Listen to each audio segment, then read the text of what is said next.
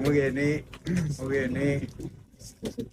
akuru na ekuru na toana na ntaka inyonde na wasalimu mugeni Kairi Weru TV ambao mnatazama vile ambavyo Kenya hii imekuwa ikiendelea.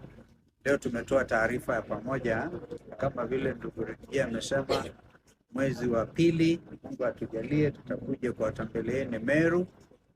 Mimi ni mtoto wa Meru, najua Rigiji mamake ametoka huko Meru, ako na shamba huko na kwa hivyo tunawatakieni sikukuu njema yenye heri na fanaka. Mwaka ujao 2026 uwe ni mwaka wa kutufaa, tukijiandaa kupeleka Kasongo nyumbani mwaka wa 2027.